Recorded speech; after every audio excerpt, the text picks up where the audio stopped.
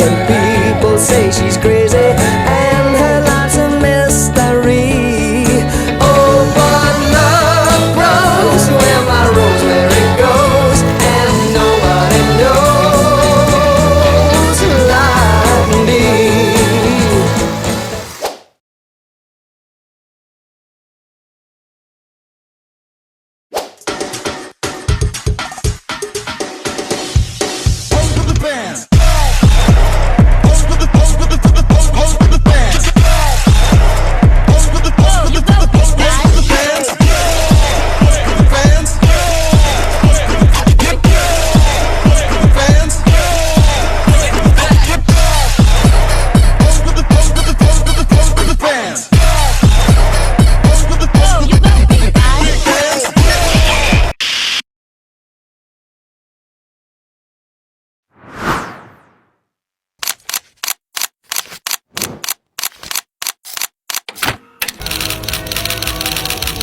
Siswa sekolah dasar mengalami perundungan oleh sejumlah pelajar SMA di Kota Bekasi, Jawa Barat. Peristiwa ini viral di media sosial.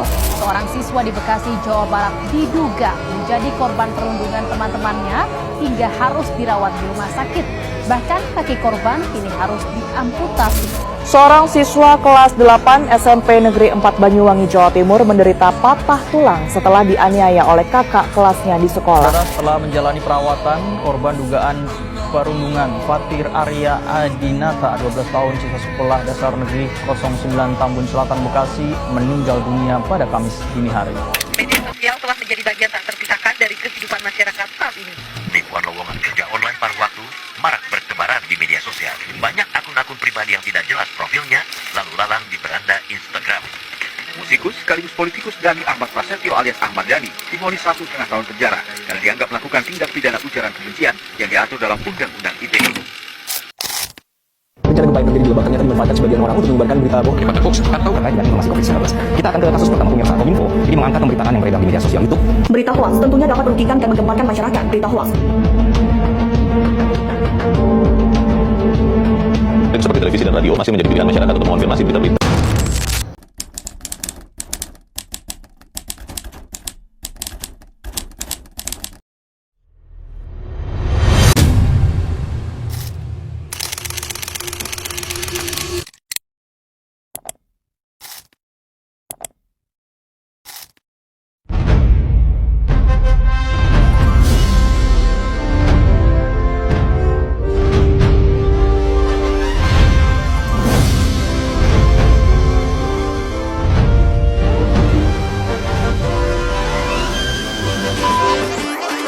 Kalian bahwa Pancasila tidak lahir secara tiba-tiba. Pancasila merupakan hasil dari perjuangan panjang para pendiri bangsa dalam mencari jati diri negaranya yang dapat mempersatukan seluruh rakyat Indonesia. Prosesnya melalui berbagai tahap penting, mulai dari sidang BPUPKI, perumusan Piagam Jakarta, hingga pengesahan oleh PPKI. Pada sidang pertama BPUPKI tanggal 29 Mei 1945, beberapa tokoh bangsa menyampaikan gagasan tentang dasar negara. Muhammad Yamin mengusulkan 5 asas yang berisi nilai-nilai kemanusiaan dan musyawarah. Kemudian pada tanggal 1 Juni 1945, Insinyur Soekarno dalam pidatonya yang bertajuk lahirnya Pancasila, berkesempatan menyampaikan gagasannya mengenai konsep awal Pancasila yang menjadi dasar negara Indonesia yang mengemukakan 5 dasar negara yang disebut Pancasila. Kelima dasar itu adalah kebangsaan, internasionalisme atau perikemanusiaan, mufakat, demokrasi, kesejahteraan sosial, dan ketuhanan yang berkebudayaan.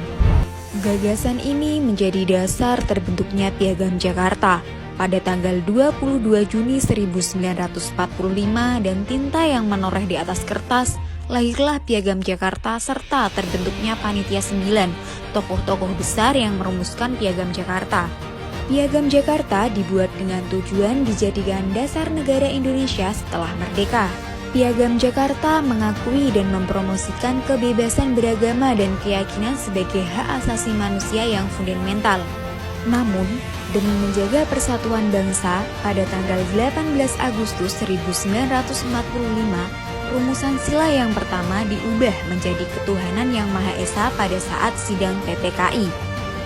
Dan saat itulah Pancasila resmi disahkan sebagai dasar negara Republik Indonesia. Dari Pancasila di era globalisasi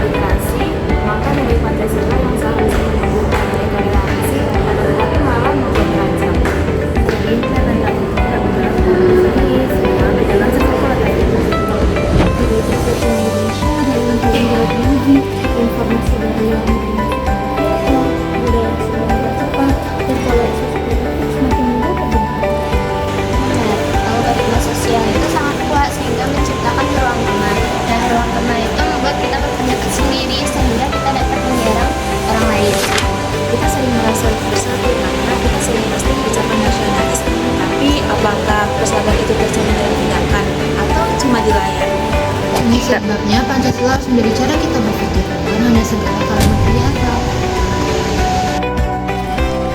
Dari semua yang kita bahas, jelas bahwa Pancasila tetap menjadi arah dan pijakan di tengah tantangan global. Nilai-nilainya hanya akan bermakna jika kita wujudkan dalam tindakan, mulai dari cara kita berpikir, bersikap, hingga berkontribusi bagi sesama. Globalisasi bukan alasan untuk menjauh, tapi kesempatan untuk menguatkan kembali jati diri bangsa. Pada akhirnya, kitalah yang menentukan apakah Pancasila terus hidup. Mari kita lanjutkan langkah dengan semangat persatuan, keadilan, dan gotong royong.